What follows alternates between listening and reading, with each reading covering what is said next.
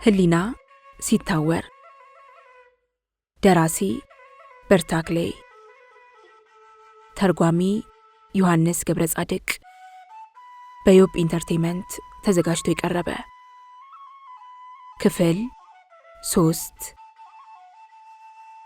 ምዕራፍ 13 ለምን አገባችሁ? በሚቀጥሉት ጥቂት ወራት ከቤታቸው ውስጥ የሚወራው ወሬ ተመሳሳይ ነበር። ሚስስ ሌስተር የሚጠበቅባትን ሁሉ ፈጸመች። የቤቱን ሰው ለማስደሰት ያህል ብቻ ልጅቷን ተንከባከበቻት። ከልብ በመነጨ ፍቅር ግን አልወደደቻትም። ቢሆንም ቀን እያለፈ ሲሄድ ልጅቷ የሻለቃው የህይወት ብርሃን እየሆነች በመሄዷ የቤቱ ሰው ሁሉ ወደዳት። ከእናቷ የወረሰችው ባህሪ ሳይሆን አይቀርም። ሰው የማፍቀር ጠባይ በልጅቷ ላይም ጎልቶ ታየ። ማንም ሰው ፍቅር ካሳያት እርሷን ማጸፋውን ትመልሳለች። ያም ስሜቷ በቀላሉ በሰው ፍቅር እንድትማረክ መንገዱን ከፈተላት። ከሰው ፍቅር ሌላ እስከዚህም የሚስባት ነገር አልነበረም። ኖራንና ሻለቃውን ከልብ በመነጨ ፍቅር ወደደቻቸው። ከሁለቱ አንደኛቸው ምንም ነገር ቢጠይቁ ፈጥና የምትታዘዝላቸው እርሷ ናት። ሚስስ ሌስተር ስታዛት ግን እንደ ግመል ሽንት ወደ ኋላ ነው የምትልባት። ሌስተር እንደማትወዳት ልቦናዋ ስለሚያውቅ ለእርሷ ደንታ አልነበራትም። ስለዚህ ይፋ ያልወጣ የድብብቆሽ ጨዋታ በሴትዮዋና በቪቫን መካከል የሚካሄድ የዘውትር ትርኢት ሆነ። ሚስስ ሌስተር በልጅቷ ትቀናለች። ቅናቷ ከልጅ ጦት ጋር የተዛመደ ከመሆኑም በተጨማሪ ባሏ ልጅቷን ከመጠን በላይ ስለሚወዳት በዚህም ትቀናለች። የልጅቷ በባሏ መወደድ እስከዚህም ባያስከፋትም ሞግዚቷ ከልጅቷ ጋር የነበራትን መቀራረብና መፈቃቀር ስትመለከት ግን ብዙ ያስከፋታል። ይህም ልጅቷ ላይ እንድትጨክንና እንድታስቀይማት ሌላው ምክንያት ሆናት። ልጅቷ ተፈጥሮ ውበት የቸራት አመለሸጋ ከመሆኗን በላይ ግርማ ሞገስ ያልተለያት ቀበጥባጣና ንቁ ልጅ ስትሆን አይኖቿ እጅግ ማራኪ ናቸው። ደምግባቷ የሚስብ ስለነበር ያያት ሁሉ ሳማት፣ ንከሳት፣ እቀፋት፣ አሻሻት የሚያሰኝ ብርቱ ስሜት በውስጡ ትፈጥርበታለች። የድምጿ ነገርማ ባይነሳ ይሻላል። ከሙዚቃ የጣፈጠ ነው። ጉንጮቿ ላይ የሰረጎደው አካሏ ሳይወዱ በግድ የወንድ ሁሉ አይን ያንከራትታል።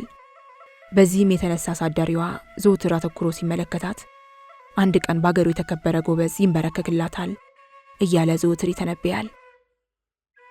ታያላችሁ ይላል ሻለቃው። እነዚያ የሰረጎዱት ጉንጮቿ ከዕለታት አንድ ቀን የሚያደርሱትን ጥፋት ልብ በሉ ብሎ ሲናገር ምን አለ እንዲህ እያልክ ባትቀባጥር? የዚህ አይነቱ ከንቱ ንግግር ልጅቷን በይበልጥ ስለሚያበላሻት እርባና ቢስ ነው በማለት ኤስተር ባሏን ትዘልፈዋለች። ምንም አትሆንም ሲል ሻለቃው ይመልሳል። ቀጥሎም ወደ ጄን ፊቱን በማዞር ጄን ግድ የለም ተያት፣ የፈልጋትን ታድርግ ይላታል። የልጅቷ ውበት ሻለቃውን ከልብ ያስደስተዋል። ንቃቷ የመንፈስ ደስታን ያጎናጽፈዋል። ከመጠን ያለፈ እርካታንም ይሰጠዋል። የሻለቃው ያፍላና የስሜት ተገዥ የሚሆንበት ዘመን በማለፉ የዕለት ተዕለት ህይወቱን የሚገፋው ያለፈ ህይወቱን በማስታወስ ነበር ለማለት ይቻላል። ከጊዜው አብዛኛውን ሰዓት የሚያጠፋው ከቤት ውስጥ በመቀመጥ ሲሆን ከቤት ወጣ የሚልበት ጊዜ እጅግ ውስን ነበር። በዚያን ጊዜ የሚያስደስተው ነገር ቢኖር ፒፓውን እየማገ የግል እርሻውን መቃኘትና ማስተዳደር ሲሆን ከባለቤቱና ጡት ካጠባት ልጅ ጋር ቁጭ ብሎ ማውጋትም ያስደስተዋል። ጋዜጣ ማንበብም የዕለት ተዕለት ሱሱ ነበር። ቪቫን የህይወቱ ጮራ ስትሆን ከቤቱ ውስጥ ከነበሩት ሰዎች ይበልጥ ለእርሷ ነበር እንዳይን ብሌን የሚጨነቅላት። ከሚስስ ሌስተር ሌላ ያያት ሰው ሁሉ ስለሚያፈቅራት የሻለቃው ልጅቷ መውደድ እስከዚህም የሚደንቅ ነገር አልነበረም። ቪቫን ዝናው ከገነንና ከታወቀ ትምህርት ቤት ገብታ የሚያኮራ ትምህርት ቀሰመች። ተፈጥሮ መልክ ብቻ ሳይሆን የቸራት በአንዳንድ ነገርም ልዩ ችሎታ ለግሷታል። ለምሳሌ በሙዚቃ በጣም ጎበዝ ስለነበረች ስትዘፍን በአገሩ የታወቁ ዘፋኞችን ታስንቃለች። ድምፀ መረዋ በመሆኗ የጠራና ቃና የሚጣፍጥ ድምፅ በማውጣት ሰውን ሁሉ ታፈዛለች። ሻለቃው የተለያዩ ቋንቋዎችን ስለሚናገር ፈረንሳይኛና ጀርመንኛ አስተምሯታል። ብዙ ጊዜ ሁለቱ የሚያወሩት በእንግሊዘኛ ሳይሆን በእነዚህ ሁለት ቋንቋዎች ነበር። ልጅቷ እድሜዋ እየጨመረ በሄደ ቁጥር በይበልጥ እያማረባትና ግርማ ሞገሷ እየፈካ መጥቶ መልኳ ጋር ይወጣል። በ17 ዓመቷ እንግሊዝ ሀገር ውስጥ ከቪቫን ዊልተር የሚበልጥ ቆንጆ የለም እየተባለ ተወራ። ቅንድቧ የንግስትን፣ ከንፈሯ ሊፈነዳ የተቃረበ ጽጌረዳን፣ ፈገግታዋ የጠዋት ፀሐይ ጮራን እየመሰለ በመሄዱ ሰው ሁሉ ተገረመ። የማታ ጀንበር ከውሃ ላይ ሲያርፍ የሚያምረውን ያህል እርሷም እንዲሁ አማረች፣ ደመቀች፣ ተናፋቂ ሆነች። ሻለቃው ይህን ማራኪ ውበት በተመለከተ ቁጥር እንደ ልጁ ሊያሳድጋት መወሰኑ አስደሰተው እንጂ አላጸጸተውም። በአንድ በኩል ውበት ታላቅ ጸጋ የመሆኑን ያህል በሌላ በኩል ግን ገዳይ መሆኑን ቢረዳም በውበቷ ከከፍተኛ ቦታ ልትደርስ እንደምትችል አልተጠራጠረም። ያም ሆነ ይህ በሕይወት ዘመኗ ተደሳች እንድትሆን ከልብ ይመኝላታል። አንዳንድ ጊዜ ሁለቱ ቁጭ ብለው ሲጫወቱ ሳይታወቃቸው ብዙ ሰዓቶችን ያሳልፋሉ። በጭውውታቸው ወቅት ለሕይወት መመሪያ ሊሆኗት የሚችሉ ሐሳቦችን በማካፈል ዕውቀት ሊያስጨብጣት ብዙ ሞክሯል። ቪቫንን ብዙ በማንበብ ዕውቀት ለመገብየት ታገለች። ሙዚቃ በመጫወት ብዙ ሰዓቶችን ታሳልፋለች። ክፋት ለሚባለው ነገር ልቦኗ ውስጥ ቦታ አትሰጠውም። ሐዘንና ጭንቀትም ከእርሷ የራቁ ናቸው። ስለዚህ ሕይወቷ ጥላ ካለበት እንደ በቀለ ዛፍና አበባ የለመለመ በመሆኑ ዘወትር ተደሳች ናት። ቢሆንም አንድ የሚጠበቅና ሊሆን የሚችል አደጋ ከፊቷ ላይ መጋረጡ አልቀረም።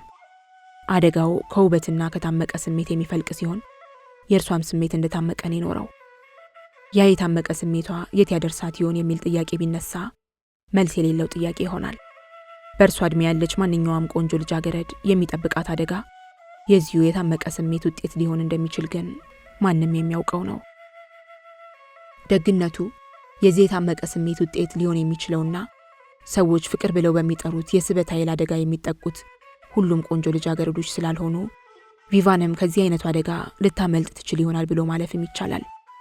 ሆኖም ግን ፍቅር ማንኛውንም ቆንጆ ልጃገረድ ሊያጠፋና ከክፉ ነገር ላይ ሊጥል እንደሚችል እሙን ነው። ቆንጂዬይቱ ቪቫን ቸርና መሐሪ የሆነው አምላክ ከዚህ ክፉ መቅሰፍት እንዲጠብቃት ፈጣሪዋን በጸሎት ተማጥና ይሆናል። ግን አይታወቅም። የሕይወቷ መጨረሻ የሚወሰነው በሚገጥማት የፍቅር አይነት እንደሆነ ለማወቅ ግን እስከዚህም የሚከብድ ነገር አይደለም። አጉል ሰው መውደድ ከአጉል ቦታ ላይ ይጥላል። የውሻ ጓደኛ አር ያበላል እንዲሉ ከማይሆን ሰው ጋር ገጥማ ሕይወቷ ይዘግጣል ወይስ መልካም ሰው አጋጥሟት ሕይወቷ ይለመልማል? በዚያ ሰዓት ከፈጣሪ ሌላ ይህን ሊያውቅ የሚችል ማንም አልነበረም። ይቺ ቆንጆ የአባት እንክብካቤና የእናት ፍቅር በሚያስፈልጋት ጊዜ ብቻዋን የቀረች የሙት ልጅ መሆኗን አንርሳ። 16 ዓመት የሞላት ቆንጆና ለግላጋ ወጣት፣ ማር ጣፋጭ ደመፍሉ፣ በአካል ትልቅ ሴት ሆኖም ልጅ፣ መላ አካሏ በስሜት የተዋጠ አየር የምትጨብጥ በጭላንጭል በሚታይ ህልም የተኮፈሰች በወጣትነት ተስፋ የተሞላች ላፈቀራት ንግሥት ለወደደችው ትሁት መስሎ ለመታየት የማትሆነው አልነበረም። ስለዚህ ሁሉም ናት ማለቱ ይበቃል። ሁለመናዋ የሚወደድ የሚፈቀር ብሉኝ ግመጡኝ አትሳሱልኝ የምታሰኝ ከማፍቀር አልፎ እንደ አምላክ አምልኩኝ የምታስብል ይህ ነው እንግዲህ የቪቫን ገጽታ። የሊኑ መስፍን በፍቅሯ ሲነደፍ የቪቫን ዕድሜ 17 ዓመት ነበር። ገና ሲያያት ሚስቴ መሆን አለባት ሲል ወሰነ። ባለ ብዙ ሀብት ስለነበር ማንንም በገንዘቡ ሊገዛ እንደሚችል እምነቱ ነው። ሻለቃው በድንገት ባይሞት ኖሮ የሊኑን መስፍን አታገባውም ነበር። የጥንት ወዳጇና ያሳደገቻት ሩህሩህዋ ሞግዚት ባላግብታ ቪቫን ከነበረችበት አካባቢ ርቃ ሄዳለች። ስለዚህ የሊኑ መስፍን በፍቅር በወደቀላት ጊዜ ቪቫን የኔ ነው የምትለውና ከጎኗ የሚቆም ሰው ካጠገቡ አልነበረም። ስለዚህ ሕይወቷን ትመራው የነበረው እርሷ በመሰላት ብቻ ሲሆን ሐሳብ ሊያስለውጥ የሚችል የበሰለ ምክር የሚሰጣትና የምታምነው ሰው ከጎኗ አልነበራትም። ሁሉንም ነገር የምትጋፈጠው ብቻዋን ነው። ይህን ጊዜ ነው እንግዲህ መስፍኑ ከቸች ያሉት። ምርጫ ስላልነበራት በ17 ዓመቷ ነው የሊኑ መስፍን በመባል የሚታወቀውንና በዕድሜ በብዙ ዘመን የሚበልጣትን ሽማግሌ ያገባችው። ምዕራፍ 14 ወጣት ሚስት ሽማግሌ ባል። የሊኑ መስፍን ወጣቷን ቆንጆ ለመጀመሪያ ጊዜ ሲያይ ዕድሜው 50 ዓመት ስለነበር ቪቫንን በ33 ዓመት ይበልጣታል። ይህ በአገሩ ዝና የገነን አዛውንት ገንዘብ ካለ በሰማይ መንገድ አለ ነውና ልቡ የፈቀደውን ለማግኘት የሚያስችል ሀብትና ዝና ነበረው። ስለዚህ እንግሊዝ አገር ውስጥ እርሷን የምታስንቅ ቆንጆ የለችም እስከ መባል የደረሰችዋን ወጣት የትዳር ጓደኛው ሊያደርጋት ተመኘ።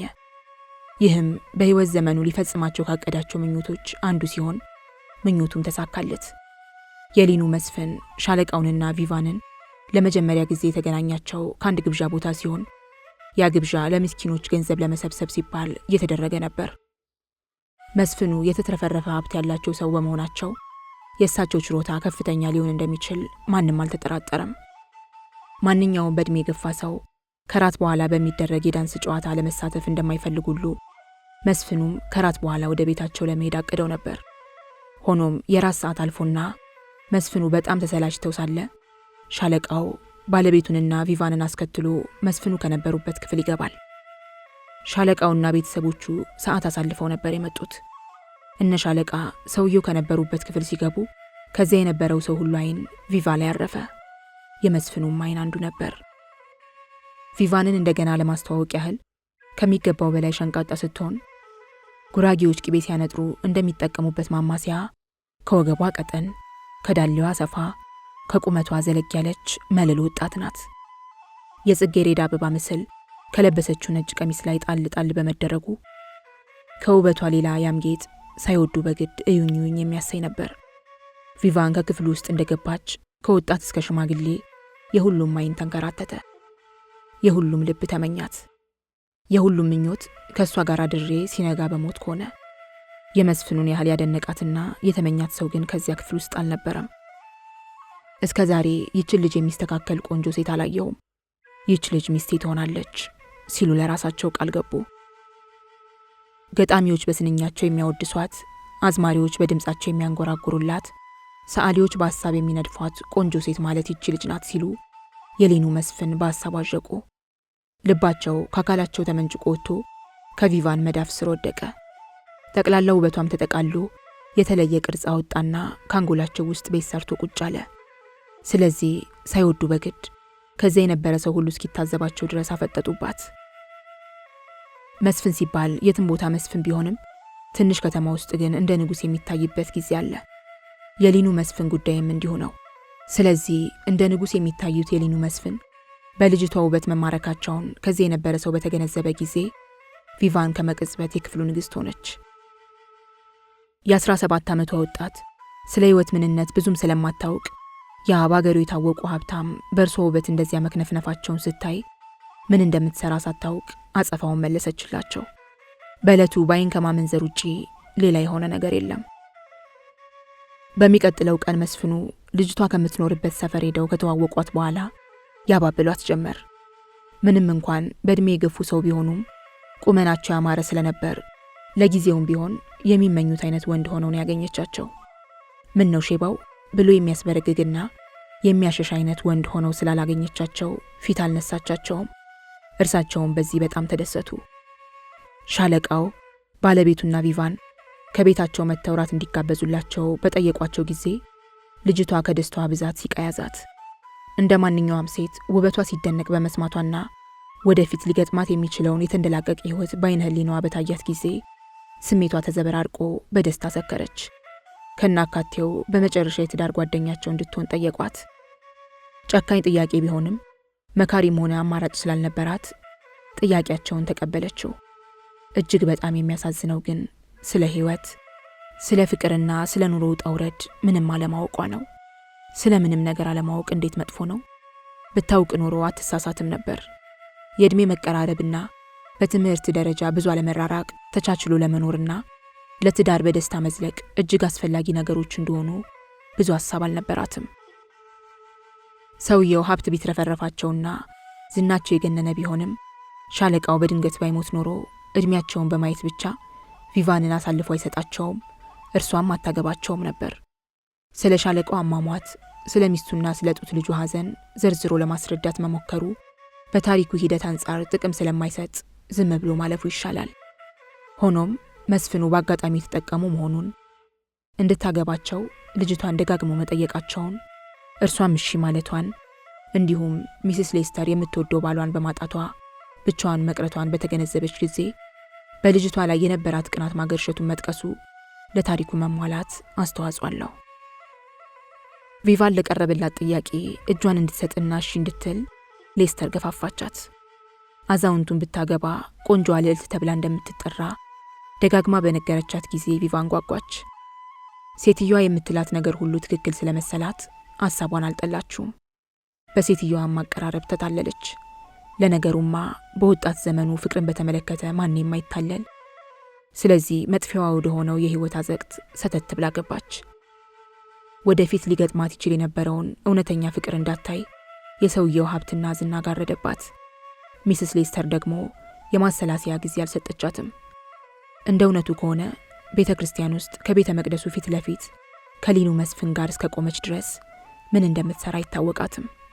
ቤተ ክርስቲያን ውስጥ ባሏን ቀና ብላ ስታያቸው ከብዙ ዓመታት በፊት የሞተችው እናቷ ትዝ አለቻት። እናቷ ለመሞት ስታጣጥር የባሏን ፊት እያየች እንድትሞት የጠየቀችውን አስታወሰች። እንደ እናቴ ያን አይነት ጥያቄ የምጠይቅበት ጊዜ ይመጣ ይሆን ስትል ለግላጓና ቆንጆዋ ሙሽራ ራሷን ጠየቀች። ጥያቄው ጭንቅላቷ ውስጥ በገባ ጊዜ መላ ሰውነቷ ተንቀጠቀጠ።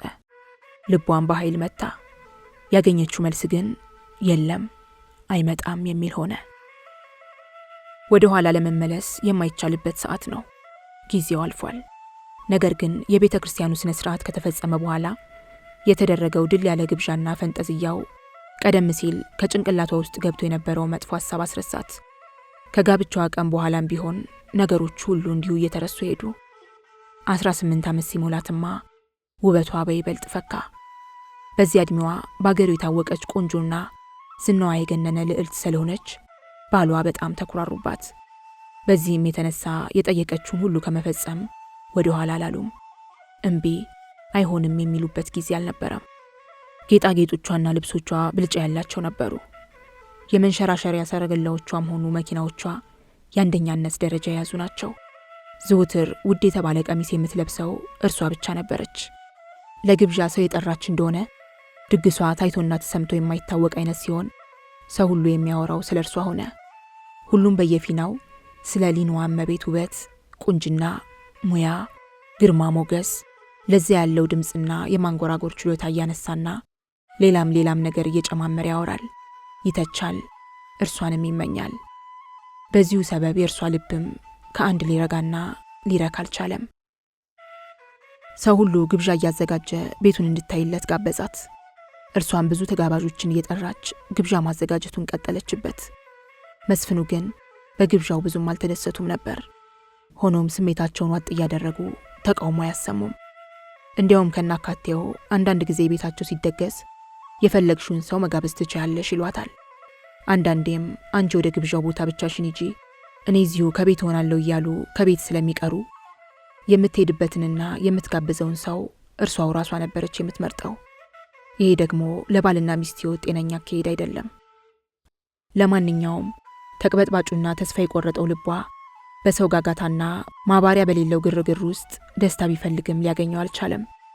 ጊዜ እያለፈ ሲሄድም ሌሎች ያገኙት እርሷ ያጣቸው አንድ ነገር እንዳለ እየታወቃት ሄደ። መስፍኑ በተቻላቸው ሁሉ ለእርሷ ደግ ሥራ ከመስራት ወደ ኋላ አላሉ። የፈለገችውን ሁሉ አሟሉላት። እርሷም የፈለገችውን ሁሉ እንድታደርግ ነፃነት ያለ ገደብ አስታቀፏት። ይህም ለመልካም ትዳር መስፈን ጠንቅ ሊሆን እንደሚችል የሚጠረጥሩት አይደለም። በእርሷ በኩልም ቢሆን ባሏ ሳይሆን አባቷ ሊሆኑ የሚችሉ ሰው ስለነበሩ አልረካችባቸውም። ያ ሁሉ ደግነት አፈር ድሜ ስለጋጠ ልትወዳቸው አልቻለችም። ለገንዘብና ለዝና ብሎ ባል ከማግባት ይልቅ ለፍቅር ብሎ ባል ማግባት እንደሚሻልና ልዩነቱ ምን ላይ እንደሆነ እየተረዳቸው ሄደችው ጊዜው ከመሸ ነበር። ቪቫን ባፈጣጠሯ የዋህ ሴት ስትሆን እንደ ልጅ የጠራ ልብ ነው ያላት። በሽማግሌ ባሏና ዘወትር ከቤቷ በሚመጡ መልከ መልካም ወጣት ወንዶች መካከል ብዙ ልዩነት እንዳለ በቅጡ ገባት። ስለዚህ ወጣትን ቢወድ እንደሚሻል በሚገባ ተገነዘበች። ሆኖም ይህ ሐሳብ ልቧን ቢያሸፍትባትም ለባሏ ታማኝ ነበረች። ልቧ ግን መከጀሉ አልቀረም። አንዳንዴማ ጥፊ ብረሪ ያሰኛታል። ልቧ ከልብ የሚወደውን ሰው ክፉኛ ተመኘ። ሌላው ቢቀር አሳዳጊዋ ወይም አባቷ በሕይወት ቢኖር እንኳን አባታዊ ፍቅሯን በማርካት ትጽናና ትረካ ነበር። ያም አልሆነም። በዚህም የተነሳ ሁሉም ነገር በቶሎ ይሰለቻትና ነገር ዓለም ሁሉ ያስጠላት ጀመር። ቪቫን የምትወደውን ሰው ፈለገች፣ ግን አላገኘችም። ልጅ ቢኖራት እንኳን ምናልባት ሁኔታዋ ይለወጥ ነበር። ፍቅሯን እንደ ዝናብ ውሃ ከማህፀኗ ከወጣ ልጅ ላይ ብታዘንብ መጥፎ አጋጣሚዎችን በዚያ ታካክስ ነበር ለማለት ይቻላል። ሆኖም አምላክ በልጅ ጸጋ አላደላትም። መስፍኑን ለማፍቀር ብዙ ጊዜ ብትሞክርም ይህም ሊሆን አልቻለም። ቢሆንም ማታ ማታ አቅፋቸው ትተኛለች። ከመጋባታቸው በፊት የትዳር ጓደኛቸው እንድትሆን ጠየቋት እንጂ በመካከላቸው የፍቅር ጉዳይ ተነስቶ አያውቅም። በዚያን ጊዜ የልጅነት ስሜት አስገድዷት ሳታጤንና ሳታመዛዘን ከመቀመጫዋ ብድግ እያለች በመደጋገም ስትሰማቸው ሰውየው እጅግ ይገረሙና ይደነግጡም ነበር። ለምሳሌ አንድ ጊዜ ለንግሥት ብቻ የሚገባና በእጅ ሥራ የተዋበ ከአልማዝ የተሠራ የአንገትና የጆሮ ጌጥ ገዝተው ሲሰጧት ባለውለቷ መሆናቸውን ለመግለጽ ከአንገታቸው ላይ ተጠምጥማ በአደባባይ መጠጥ አድርጋ ሳመቻቸው። በዚህ ጊዜ ከእርሷ ይበልጥ እርሳቸው ስላፈሩ ወደ መሬት አቀርቅረው አያስፈልግም ነበር ካሏት በኋላ ስሜትን በአደባባይ መውጣት ተገቢ አይደለም አሏት። ከዚያ በኋላ እርሳቸውን መሳም አቆመች። ዳግም እርሳቸውን አለመሳሜ ትክክል ነው ወይንስ አይደለም ስትል ራሷን ጠየቀች እንጂ መልስ አላገኘችለትም። መስፍኑና ባለቤታቸው ቪቫን ሊን ተብሎ ከሚጠራ ሀገር ትልቅ ቤት ነበራቸው። ሆኖም ከዚያ ቤት አልፎ አልፎ እንጂ በቋሚነት የሚኖሩበት አልነበረም። ወደዚያ ቤት በሚሄዱበት ጊዜ የሚጋብዟቸው ሰዎች እጅግ የተመረጡ የመሳፍንትና የመኳንንት ዘሮች ብቻ ናቸው። ከዚያ ቤት የሚደረግ ግብዣና የሚረገጥ ዳንኬራ እንዲያው ዝም ብሎ የሚያደንቁት እንጂ በቃላት ለመግለጽ የሚሞክሩት አይነት አልነበረም። የሊናዋ እመቤት ግን በዚህም አትደሰትም ነበር። ባልና ሚስት አብረው ሲኖሩ የሕይወታቸው ገጽታ አረረም መረረ በኑሯቸው ገፉበት። ጊዜው ደግሞ እንዲያው ዝም ብሎ እያለፈ ሄደ እንጂ የቆመበት ቅጽበት የለም። በአንድ ወቅት የጸደይ ወራት በመጣ ጊዜ ባልና ሚስት ያንን ትልቅ ቤት ለቀው ወደ ለንደን ከተማ ተመለሱ። ምዕራፍ 15 ያሳዛኝ ታሪክ መጀመሪያ። ለንደን ከተማ ውስጥ የምትኖር የባልና ሚስቱ የሴት ጓደኛ በሚያዝያ ወር ድግስ ደግሳ የተለያዩ ሰዎች ራት እንዲበሉላት ትጋብዛለች። ይህች ሴት የተዋጣላት ባለሙያ በመሆኗ ሰው ሁሉ ሙያዋን ያደንቃል። ዝግጅቱ ከባድና እጅግ የተጋነነ ስለነበር በሚቀጥሉት ጥቂት ቀናት ስለ ግብዣው ሰው ብዙ አወራ። ሴትየዋ ደግሞ የምትጋብዛቸው ሰዎች በአገሩ እጅግ የታወቁ ምርጥ ወይዛዝርትና መኳንንት ሲሆኑ የምትኖርበት ቤትም ጉድ የሚያሰኝ ነው። በአካባቢው እርሱን የሚያስንቅ ሕንፃ የለም። የቤቱ ግቢም በአበባ ያሸበረቀ ስለሆነ በጣም ያምራል። የዕለቱ የክብር እንግዳ አዲሲቱ የሊናዋ እመቤት ቪቫን ነበረች። ቪቫን እንደ ልማዷ ክፉኛ ዘንጣ መታ ስለነበር ተጋባዥ ሁሉ አደነቃት። ከማድነቅ አልፎም እግዜር ባለው ቀን እንዴት ብሎ እንደሚያገኛት ሁሉም በየፊናው እቅድ አወጣ። እርሷን ከጭንቅላት ውስጥ እያስገባም ከሚገባው በላይ ቋመጠ። ለሀጩንም በሐሳብ አዝረከረከ። ቪቫን ባል ካገባች ወዲህ እንደዚያን ዕለት አምሮባት አያውቅም። አለባበሷ ቀላል ስላልነበር የሸፈተን ልብ በዚያ የሚያስቀር ነው። የወንዱ ዓይን ሁሉ እርሷን እየተከተለ መንከራተቱን በተገነዘበች ጊዜ እንደ ማንኛውም ሴት ውስጥ ውስጡን ደስታን ክታደረጋት። ቀደም ሲል ባላ የገዙላት አልማዝ ከደረቷና ከጆሮዋ ላይ ተንሰራፍተው እንደ ጠዋት ፀሐይ ያበራሉ። በህልም ካልሆነ በቀር እንደዚህ ያለው ውበትና ቁመና የተስተካከለ ፍጡር እንደ መስቀል ወፍ ቆይቶ ቆይቶ ብቅ የሚል እንጂ ዘወትር የሚታይ አይደለም። ለዚህም ነው ከዚያ የነበረ ሁሉ የሚያየው ነገር አዲስ ስለሆነበት ከየት የፈለቀች ውብ ፍጡር ናት እያለ ያደነቃትና የፈዘዘላት። አንዱ ሌላው እስኪታዘበው ድረስ ይሽኮረመማል፣ ያያል፣ ያፈጣል። እኔ በልጥ እያለ ሁሉም ይቅለሰለሳል። የማይሆነውን እየሆነ ራሱን ያቄላል። እባክሽ ልብሽ ይራራልኝ በማለት የሚማጠን ይመስል ወደ እርሱ ዞር ባለች ቁጥር ድዱን እያሰጣ ይገለፍጣል። አንዳንዱም እግዜር ብሎት ካናገረችው በቁሙ በመሽናት ሱሪውን ያረጥባል ቢባል ማጋነን አይሆንም። እርሷ ግን እያየች አታይም፣ እየሰማች አትሰማም። ለሁሉም ደንታ አልነበራትም። ቢሆንም አንድ ነገር እንደሚፈልግ ሰው ዓይኗ ከወዲህ መቅበዝበዙ እውነት ነው። ኦርኬስትራው ለስለስ ያለ ሙዚቃ አሰማ። ሙዚቃው ወደሚሰማበት አቅጣጫ ዞር ባለች ጊዜ እስከ በዕድሜዋ ሙሉ የማትረሳውና እያንዳንዷን ድርጊት የምታስታውሰው ነገር ይሆናል። ከቁመቱ ዘለግ ከሰውነቱ ቀጠን ብሎ የሸነቀጠና ረቀቅ ያለ መልከ መልካም ወንድ ግድግዳ ተደግፎ ቆሞ በሩቁ ታያለች። ወዲያው ከዚያ በፊት ተሰምቷት የማያውቅ ስሜት ሰውነቷን ይወረዋል። ምስኪኗ ቆንጆ የመጥፊያዋ ሰዓት መቃረቡን ሳትገነዘብ ሰውየው ላይ አፍጥጣ ቀረች። መልከ መልካሙ ወንድ ፊቱን በፈገግታ ስቦ ቁመናውን ባማረ ልብስ አስጊጦ እርሱን በተራው በሩቅ አያት። ዓይኖቹ ትላልቅ ሲሆኑ ጥርሰ ፍንጭት ነው። የሚያሳፍር ወይም ለመደበቅ የሚፈልገው ሰውነት ስላልነበረው የተደገፈውን ግድግዳ ለቀቅ በማድረግ ከፊት ለፊቷ ቀጥ ብሎ ቆመ። ፊቱ ላይ የደግነት ምልክት ስለተንጸባረቀበት እዩኝ እዩኝ የሚል መልክ እንጂ ሽሹኝ የሚያሳይ መልክ አይደለም ያለው። እየተገላመጠ ከዚህ የነበረውን ሁሉ ባይኑ ቃኘ። ይህ ሰው ሰር ሊዮኔል ራይዳል ይባላል። ሰር ሊዮኔል ራይዳል ብዙም ሳያጥርና ብዙም ሳይንቀዋለል መካከለኛ ቁመት ያለው ሸንቃጣ ወንድ ሲሆን ከትከሻው ሰፋ ብሎ ከወገቡ ሸንቀጥ ያለ ሰውነት አለው። እንደ ሴት ስልክክ ያለ ቆንጆ ባይሆንም ቁመናው ማራኪና የወንዳ ወንድ ምልክት በገፍ የሚታይበት ስለሆነ ያለ ውዴታ በግድ ዓይንን ይማርካል። ገና ከሩቁ ሲያዩት ደም ግባቱ እንደ ማግኘት ይስባል። አተኩረው ሲመለከቱትማ ካይኑ ወይም ከሌላ የሰውነቱ ክፍል የሚመነጨው የሆነ ነገር ሳይታወቅ በጠራ ምሽት እንደሚታይ ኮከብ ወይም ጨረቃ ዓይንን ማርኮ እባካችሁ ይሁኝ አፍጥጡብኝ የሚያሳይ መልክ ነው ያለው። ያ ምንጩ ያልታወቀው ስበት ነበር የሊናዋን እመቤት ዓይን እንደ ማግኘት የሳበውና ጥንብርብሯን ያወጣው። ያ ስበት ነበር ገና ስታየው ልቧን ከሁለት የሰነጠቀው። ያ ድንገተኛ ስበትና ስሜት ነው ገጣሚዎች የፍቅር ጥንስስ ብለው የሚጠሩት።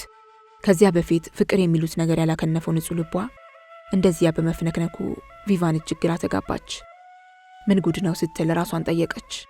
ልምዱ ስላልነበራት ለጠየቀችው ጥያቄ መልስ አላገኘችለትም። እስከዚያን ዕለት ድረስ ብዙ ወንዶችን አይታለች። በተለይም ዓይናቸው ተጎልጉሎ እስኪወጣ የሚያፈጡባት ወንዶች። እንደዚህኛው ወንድ ግን ጥንብርብሯ እስኪወጣ ያስደነገጣት የማረካትና ከመቅጽበት ልቧን ያሸፈተባት ወንድ አጋጥሟት አያውቅም። ከሰር ሊዮኔል ራይዳል ላይ ማፍጠጧን ቀጠለች።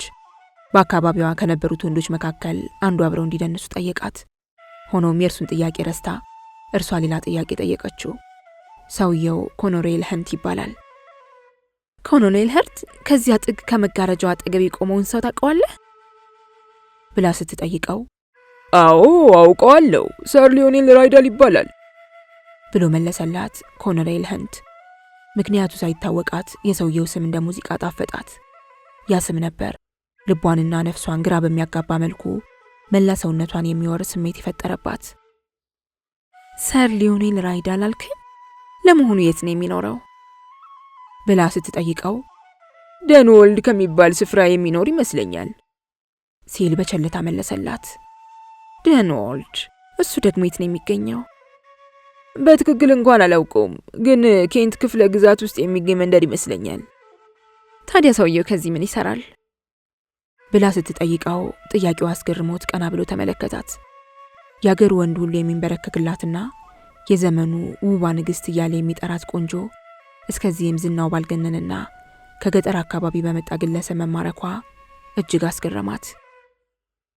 አይ ሰውየው እኮ እስከዚህም በአገሩ የታወቀና ስሙ የገነነ ሰው አይደለም ሲል እጅግ በጣም በማንቋሸሽ ከመለሰላት በኋላ ገጠር ውስጥ እንደሚኖርና የግሉ የሆነ ሰፊ እርሻ እንዳለው ነገራት። ወጣቷ ቆንጆ ትዳር አለው ስትል ጠየቀችው። አነጋገሯና ድምጿ በመጓጓት ስሜት መዋጡን ለራሷም እየታወቃት አልፎ አልፎ ቢራ ከምጠጣበት ክለብ ውስጥ ከመገናኘታችን ሌላ እስከዚህም ብዙ አንተዋወቅም። ትዳር ይኑሮ አይኑሮ የሰማሁት ነገር የለም በማለት መልሶላት ኮሎኔሉ ስለ ራሱ ማውራት ጀመረ። የሊናዋ እመቤት ግን ስለ ራሱ የሚያወራ ወሬ ብዙም አልጣማትም። ኮሎኔል ከጓደኛ ጋር አስተዋውቀኝ በማለት ቪቫን በድፍረት ስትጠይቀው ምን ነዋ ፍላጎትሽ እንደ ሕግ የከረረ ሆነብኝሳ ሲል በማሽሟጠጥ መለሰላት። ሆኖም ግን ኮሎኔሉ ሳያመነታ በቀጥታ ሰር ሊዮኔል ወዳለበት ሄዶ ትከሻውን ነካካው። እንግሊዝ ሀገር ውስጥ ለቁንጅኗ ወደር የማይገኝላት ቆንጆ ሴት ከአንተ ጋር ለመተዋወቅ ትፈልጋለች ሲለው ኩራት ኩራት አለኝ ሲል ሰር ሊዮኔል መለሰለት እየሳቀ። ቀጥሎም የሊናዋን እመቤት ማለት ነው። ብዙ ሰው ስለ ቁንጅኗ ሲያወራ ሰምቻለሁ። አንዳንዶቹማ ዘፋኙ እንደሚለው ከእርሷ ጋር አንድ ቀን አድሬ በማግስቱ በሞት ይላሉ መሰለኝ በማለት እንደ ቀልድ አድርጎ ተናገረ። ለአንተ መቼም ትልቅ ክብር ነው አለ ኮሎኔል ኸንት የሐዘን ስሜት እየተሰማው። ያንተን ድል ለማግኘት ያላቸውን ሀብት በሙሉ መስዋዕት ቢያደርጉ ቅር የማይላቸው ብዙ ሰዎች ከዚህ ቤት ውስጥ እንዳሉ አውቃለሁ። ገና ስታይ ስላንተ ማንነት ለማወቅ ብዙ ጥያቄዎችን የጠየቀችኝ። ጥሩ ጥሩ ነገር እንደነገርካት ተስፋ አደርጋለሁ ብሎ ሰር ሊዮኔል በተናገረ ጊዜ የማይሆን ነገር ብነግራት ልትዋወቀው ብላ ሰው የምትልክ ይመስልሃል? ሲል ኮሎኔሉ በተራው ባንክሮ ጠየቀው። ስላንተ መልካምነትና ደግነት ከግማሽ ሰዓት በላይ ማውራት ነበረብኝ። ከዛ በኋላ ነው አስተዋውቄ ብላ ጠየቀችኝ ሲለው ሰር ሊዮኔል ራይዳል እስከዚህም ስሜት አልሰጠውም። ብዙም ሳይቆይ ባለውለታዬ ነህ ብለህ ታመሰግነኛለህ አለ ኮሎኔል ሀንት እንደ መማረር ብሎ። ሰር ሊዮኔን ወዲያው ፈጥኖ እሳት እንኳን አይበግረኝም አለ አሁንም እየሳቀ። ሆኖም በእነዚያ ትላልቅ አይኖቿ ትኩር ብላ ስታየው ማንኛውም ወንድ በቆንጆ ሴት እይታ በቀላሉ እንደሚፈታ ሁሉ እርሱም ስሜቱን ለመግታት ስላልቻለ ምንም ሳይታወቀው በቀላሉ እጁን ሰጠ። በተራው ቀና ብሎ ቆንጆዋን ሴት አተኩሮ ባያት ጊዜ የሱም ልብ እንደርሷው ከሁለት ተከፈለ። የልቡ አመታት ቶሎ ቶሎ በል ያሉት ይመስል በጣም ፈጥኖ ድው ይል ጀመር። እርሱም በተራው እንደርሷው ከቁጥጥር ውጭ የሚያደርግ አንድ አይነት ስሜት ወረረው። ምንድነው ጉዱ? ምን ነካህ? ምን ሆንክ ተብሎ ቢጠየቅ እኔ እንጃ ብሎ ከመመለስ ሌላ ለማስረዳት አይችልም። ነገር ግን ብቻ አለ አይደል እንዲያው ዝም ብሎ ጭንቅ ጥብብ የሚያሳይ ነገር ሰዎች ፍቅር ወይም ፍትወተ ስጋ አምሮት ብለው የሚጠሩት በሽታ ይሆናላ ብሎ ሊመልስ ይችል ይሆናል። ታዲያ ለሱ እኮ ፍቅር እንግዳ ወይም አዲስ ነገር አይደለም። እርሱነቱን የሆነ ነገር ሲያርበተብተው በእነዚያ ልብን ከሁለት በሚሰነጥቁና በሚቅበዘበዙ እንክብል አይኖቿ አሁንም ሳቅ እያለች አፍጥጣ ስታየው እርሱነቱን አፈርድም ያስቀጠችው ይህን ጊዜ ነው። እንዴት ያለች ቆንጆ ናት! ደምግባቷ ደግሞ ውሃ የሚያደርግ አይደለም እንዴ? ሲል ራሱን የጠየቀው። ከነበረችበት ሄዶ ሲተዋወቃት ኮሎኔል ሀንት የሆነ ነገር እንዳላት አስተዋለ። እርሱም ለመስማት በሚያዳግት ድምፅ ዝግ ብሎ አናገራት። ከዚያ በኋላ ኮሎኔሉ እጅ ነስቶ ካጠገባቸው ዞር አለ። ሁለቱ ብቻቸውን ሲቀሩ ለጥቂት ደቂቃዎች በመፋጠጥ ዝም ተባባሉ። በተለይ ቆንጂትየዋ እመቤት ቃል ሳትተነፍስ አይኑን እያየች ዝም ብላ ፈጠጠችበት። በህይወቷ ለመጀመሪያ ጊዜ የምትለውን አታፈዘዘች። በመጨረሻ ግን እንዴት ነው አይን አውጣ ሴት ትወዳለህ ስትል ጠየቀችው። ቀጥላም ምን አይነቱ አይን አውጣና ደፋር ሴት ናት እንደምትለኝ አልጠራጠርም። ብትልም የተሳሳትክ አይመስለኝም። አይን አውጣ ሴት ባሉ ኖሮ አስተዋውቀኝ ብዬ ኮሎኔል ሀንትን አልክብህም ነበር ስትለው ደስ የሚል አይን አውጣነት ነው አላት።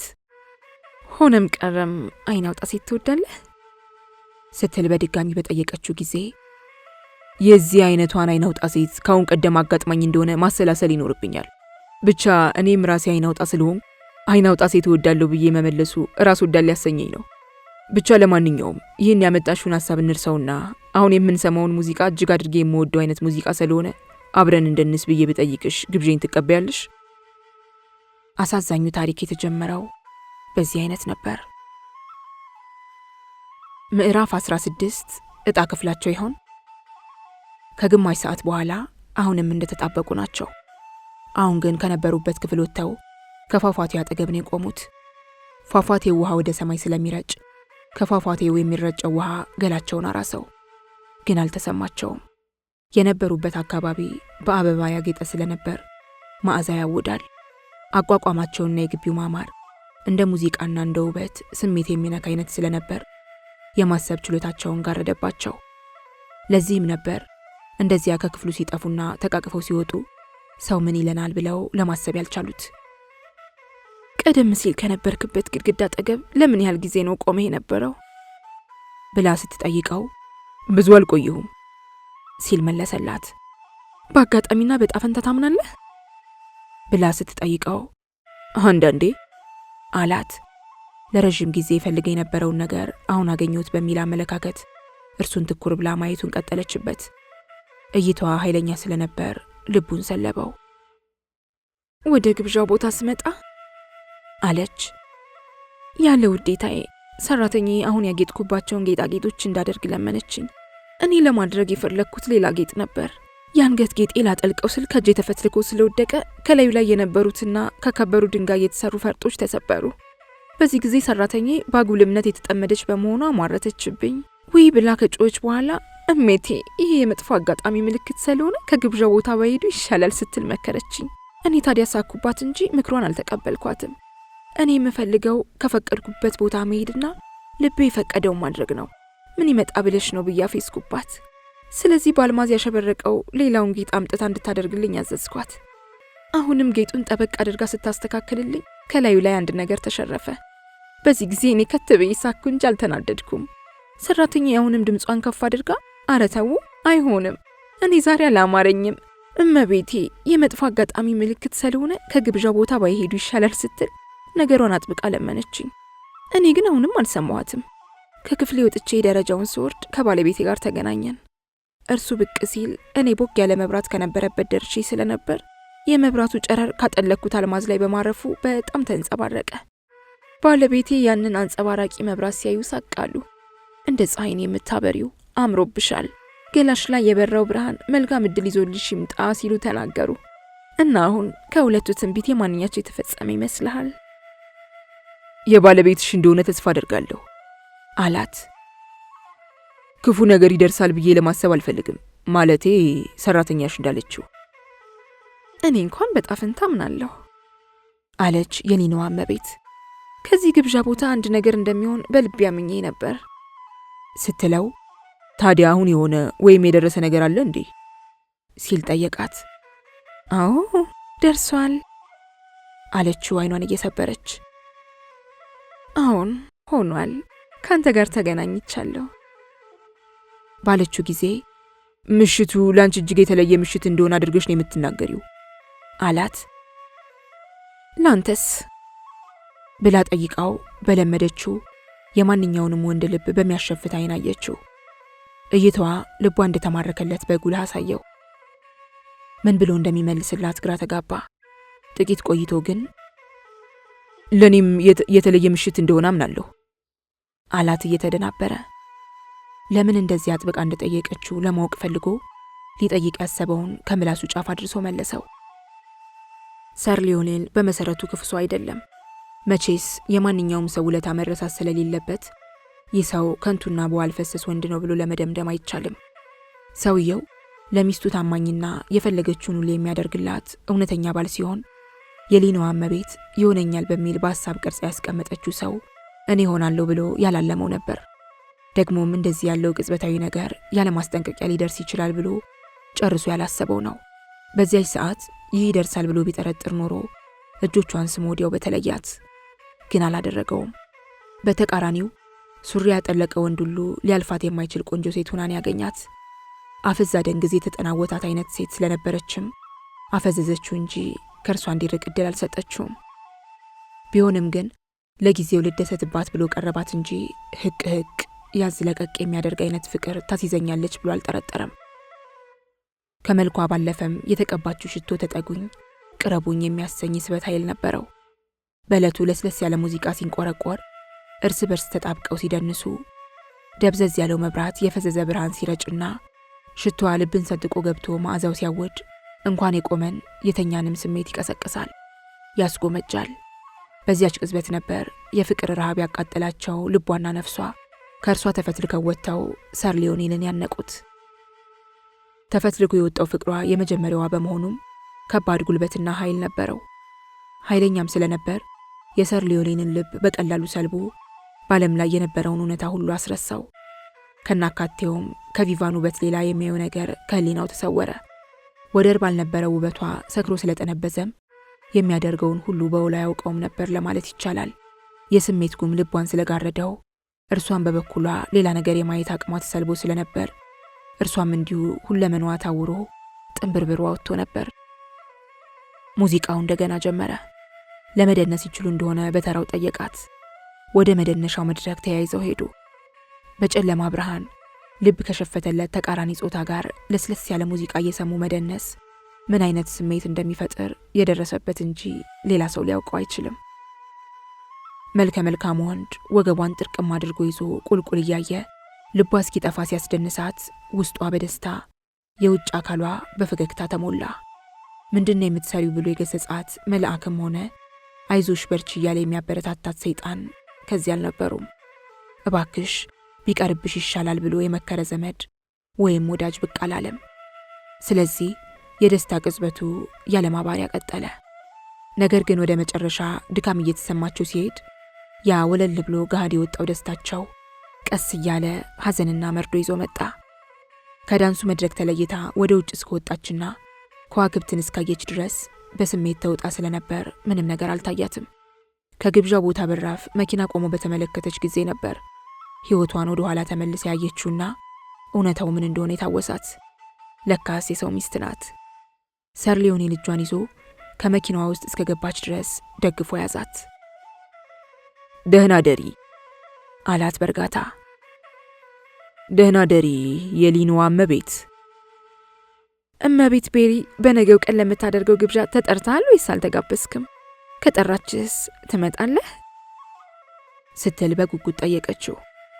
ተጋብዣለሁ አላት እንጂ እመቤት ቤሪ ማን እንደሆነች የት እንደምትኖር ጨርሶ አያውቅም። ግን ሴትዮዋ ማን እንደሆነችና የት እንደምትኖር ፈልጎ ለማግኘት እንደሚችል ልቦናው ነገረው። እንግዲያውማ ከዚያ ነገ እንገናኛለን።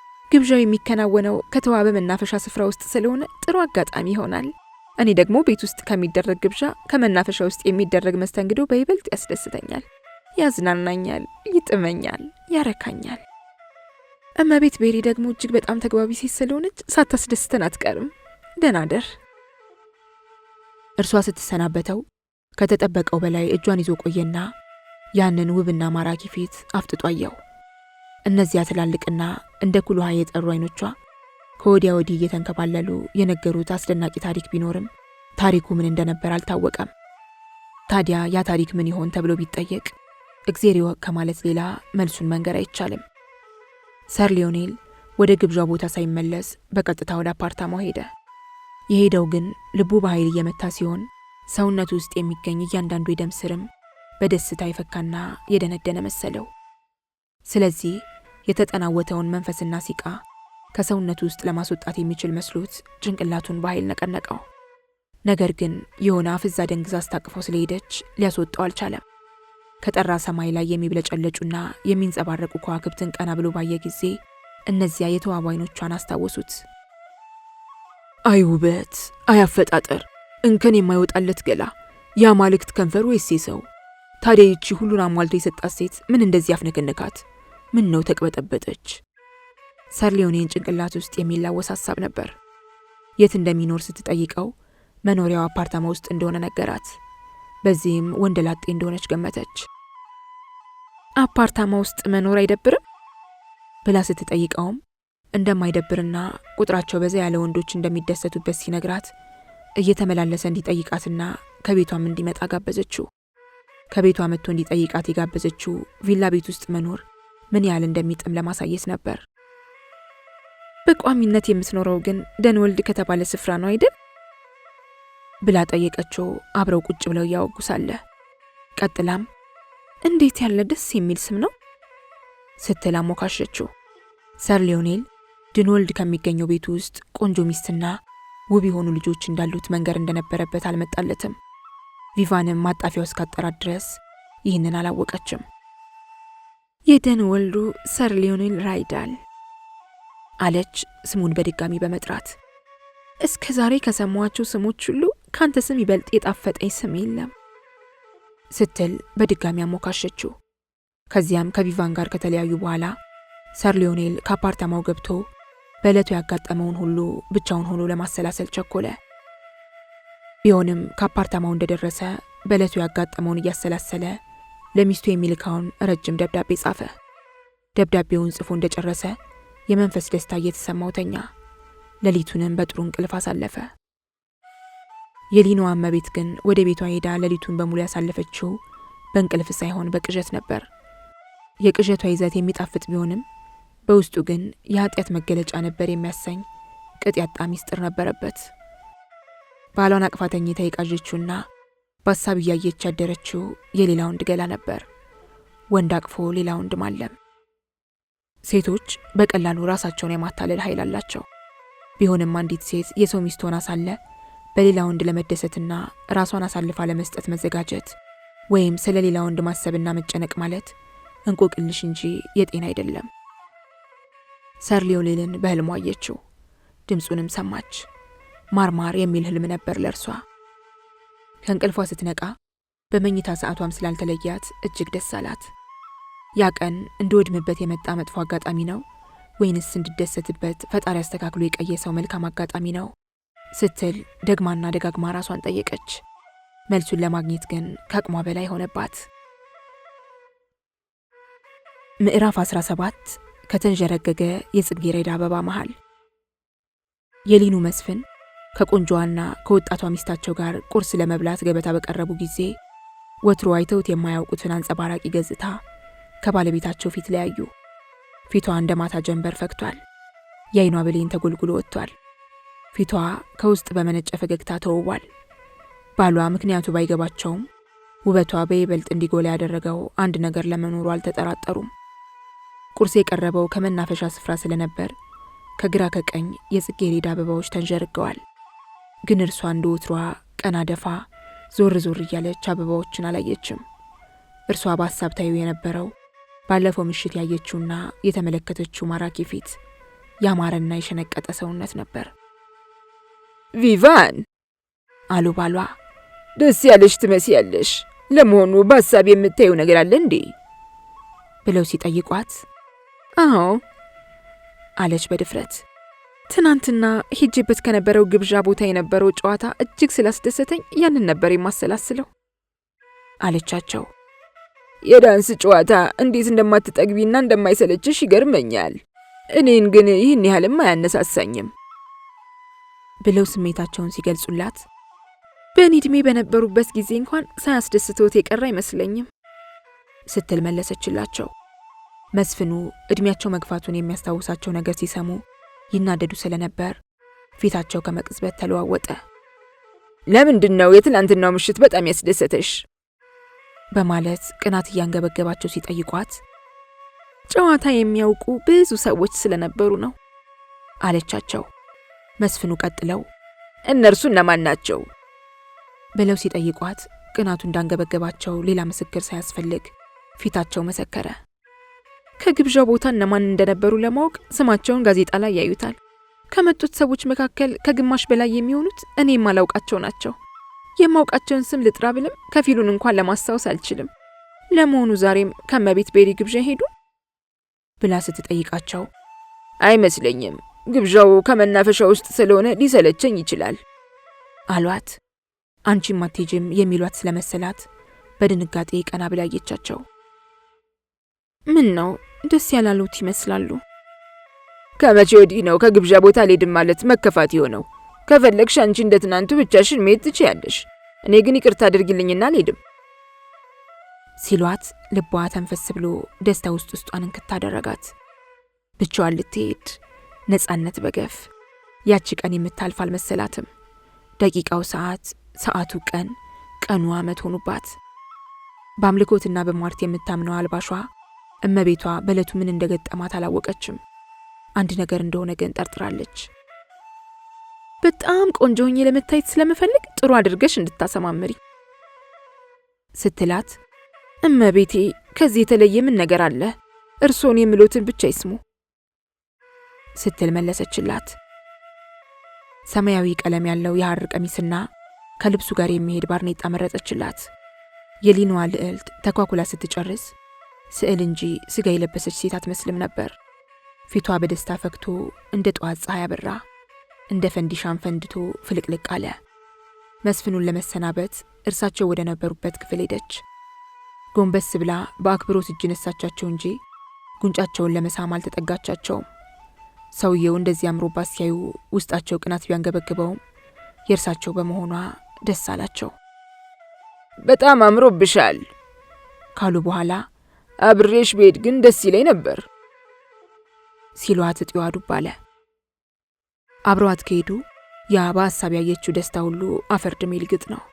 አብረዋት ከሄዱ ከስርስራቸው እየሄደች ከባሏ ጓደኞች ጋር ማውራት ይኖርባታል እንጂ እንደተመኘችውና እንደፈለገችው መዝናናት አትችልም። በሁለቱ መካከል ለተወሰነ ደቂቃ ጸጥታ በሰፈነ ጊዜ እብደቷ በመጠኗም ቢሆን መለስ ስላለላት መደረግም ያለበት ይኸው ነው እንጂ እስከዚህም ከሌላ ወንድ ጋር ለማበድ ልቤ መሰቀል የለበትም አለች ለራሷ ቀሚሷን እያስተካከለች። ቢሆንም ባልሄድ ይሻላል በማለት መስፍኑ ጥቂት ቆየት ብለው ሲናገሩ ለትንሽ አመለጥኩ አለች። አሁንም እርስ በራሷ ስትነጋገር አብሮኝ በሄዱ ኖሮ ዛሬ ጉድ ሆኜ ነበር። ከቤቷ ከወጣች ከአንድ ሰዓት በኋላ የተንዠረገገ የጽጌረዳ አበባ ከሞላበትና ከሚያምሩ የአትክልት ስፍራ ውስጥ ከሰር ሊዮኔል ጋር እያወራች ነበር። ሰር ሊዮኔልን ለመናፈቋ መላ ገጽታዋ አሳጣት። የፀሐይ ብርሃን ወለል ብሎ ቢወጣም ብዙ ስለማያቃጥል ጥላ ካለበት ሂዶ አያሰኝም። ሰር ሊዮኔል ዞር ዞር እያለ ሲያይ ወንዶች ሁሉ ቀስ እያሉ ከቪቫን መራቃቸውን ተገነዘበ። ከመናፈሻው ውስጥ ወደ አንድ ጥግ በመሄዳቸውና ሰውም እየራቃቸው ስለሄደ ሁለቱ ብቻቸውን ቀሩ። ከተለያዩ አበባዎች የሚወጣው መዓዛ አካባቢውን አውዶታል። በመምጣትህ በጣም ነው ደስ ያለኝ፣ በመምጣትህ በጣም ነው ደስ ያለኝ አለችው በጣም በሚጣፍጥ አንደበት። ዝግ ብላ ነው የምትናገረው። በዚያ በኩል አድርገን ሄደን አሁን ካለንበት ዞር እንበል እስቲ። ሎርድ ሉከን ወደኛ እየመጣ ነው መሰለኝ። ከእርሱ ጋር መጫወት ብዙም አይጥመኝም። ከነበሩበት ተነስተው የጽጌረዳ አበባ በብዛት ካለበት እስኪደርሱ እጅ ለእጅ ተያይዘው መንገዳቸውን ቀጠሉ። ጥቂት እንደተራመዱ የድንጋይ መቀመጫ ካለበት ደረሱ። መቀመጫው ሆን ተብሎ ያዘጋጁት ይመስል ከግራ ከቀኝ በተንዠረገገ አበባ የተጋረደ ነው። ወደ ኋላ ወደ ግራና ወደ ቀኝ ፊት ቢያዞሩ የሚታየው የጽጌረዳ ዛፍ፣ የፈነዳ አበባና እንቡጥ ብቻ ነው። ቪቫን ከመንግስተ ሰማይ ውስጥ የገባች መሰላት። ይህ ቦታ የገጣሚው የሙርስንኞችን አስታወሰኝ በማለት ሰር ሊዮኔል ሲናገር በፍቅር በተሞላው አይኗ ቀና ብላየችው። ግጥም ከምታሰማኝ ስለ ራስ ህይወት አጫውተኝ አለችው። ደስ የማይለኝ ርዕስ ካለ በኋላ ሰር ሊዮኔል ከት ብሎ ሳቀ። አንቺን ደስ ካሰኝሽ ግን ብሎ ሐሳቡን ሳይጨርስ እኔ ግን እጅግ በጣም ደስ ይለኛል ስትል ጣልቃ ገባችበት። ስለሚያስደስቱ ስለምታፈቅራቸውና ስለምትጠላቸው ነገሮች ሁሉ አጫውተኝ። ልብ ውስጥ ለወዳጅና ለአፍቃሪ ክፍት ቦታ ካለም ለማወቅ እፈልጋለሁ። ታውቃለህ፣ ገና ሳይህ ልቤ ከሁለት ትርትር ስላለብኝ ይህን ሰው ጓደኛ ማድረግ አለብኝ ብዬ ለራሴ ቃል ገባሁ። አድራጎቴ ግን ስህተት ሊሆን ይችላል። ነው እንዴ ብሎ ቢናገርም አነጋገሯ የሰር ሊዮኔልን ስሜት በመንካቱ ስለ መልካሙ ሐሳብሽና ምኞትሽ እጅግ አድርጌ ያመሰግናለሁ አላት። እንደምታየው ከኔ ጋር ለመተዋወቅና ለመጫወት የሚፈልግ ወንድ ቁጥር እጅግ ብዙ ስለሆነ እስከ ዛሬ ከብዙ ሰው ጋር ተዋውቂያለሁ። ነገር ግን አሳዳጊ ሻለቃ ከሞተ በኋላ ከተዋወቅኳቸውም ሆነ ከኔ ጋር ለመተዋወቅ ከሚፈልጉ ሰዎች መካከል ማንም እውነተኛ ወዳጅ ሊሆን የሚችልና ልብ የተማረከለት ሰው አላጋጠመኝም። ሁሉም የራሱን ጥቅም ፈላጊ ብቻ ነው። ባለቤትሽ እውነተኛ ወዳጅሽ መሆን አለበት ለማለት ፈልጎ ባሏ የተሽመደመዱ ሽማግሌ መሆናቸውን ስላስታወሰ ሐሳቡን መልሶ አጠው። ምን አይነት የማይጣጣሙ ባልና ሚስት ናቸው ሲል ግን አሰላሰለ። ሁሉም ሰው በግሉ የብቸኝነት ስሜት የሚያጠቃ ይመስለኛል። የሚገርመው ግን የኔ የብቸኝነት ስሜት የሚያገረሸው ብዙ ሰው ካለበት ስገባ ነው።